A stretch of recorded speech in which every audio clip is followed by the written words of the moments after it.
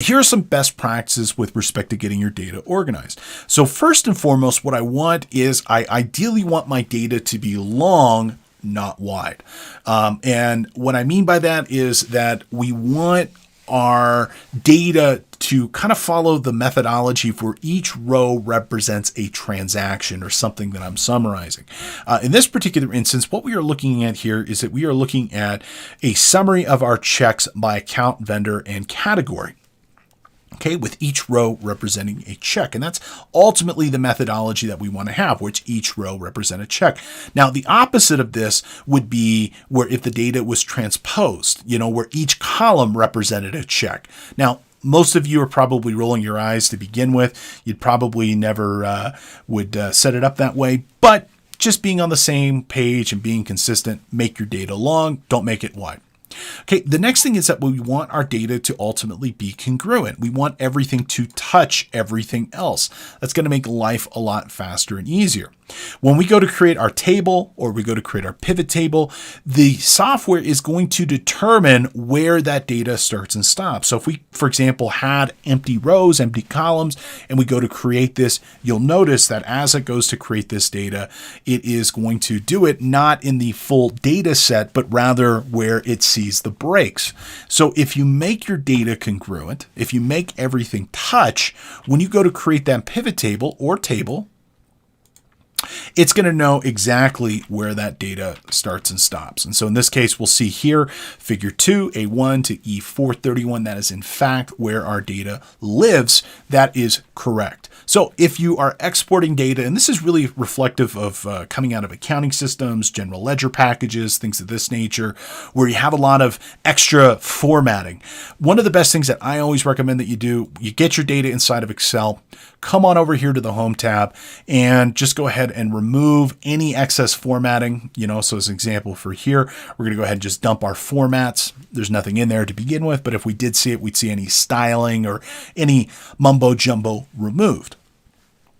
And as another component of this, we'd also want to completely remove any completely blank columns or rows. Now, let's say, for example, we don't have a name for something. Let's say we're missing a cell. That's not a problem. That's not going to cause you any issues.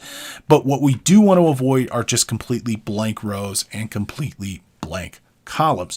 When you go to do your reporting, you're going to see those blank columns pop up, and it's just not going to be effective. That's not what the software is looking for. Okay. Now, the next best practice is you want to make sure that you have a header row. Header rows are so important, and I honestly cannot think of a single example where a header row would not make your analysis more effective. And I'm just going to go ahead and say it is a default option. When you go to create the pivot table, when you go to create the table itself, it'll ask you, hey, does your row have headers?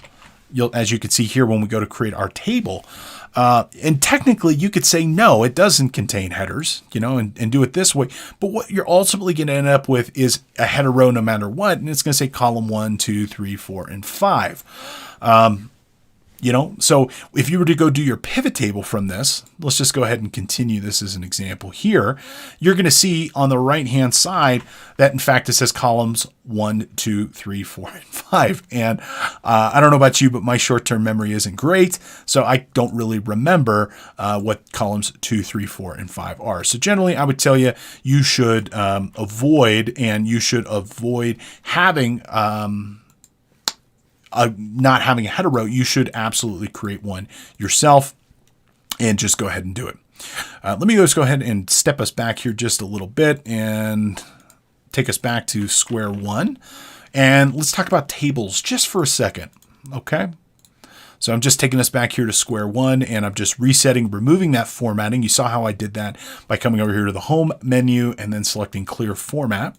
Okay. Alrighty. All right. So we're back to square one here. All right, so the best practices that we've identified thus far would be, first and foremost, make sure your data is congruent. Second, make sure that you've removed any completely blank columns and rows. Third would be to ensure that you've got a header row. Now, my fourth best practice with respect to creating a pivot table is a small one, but in my opinion is Very important. And I'm going to go ahead and say this is a rule. This is something you should absolutely do here. You want to make a table from your data and then create a pivot table from it for a lot of different reasons. Okay. Now,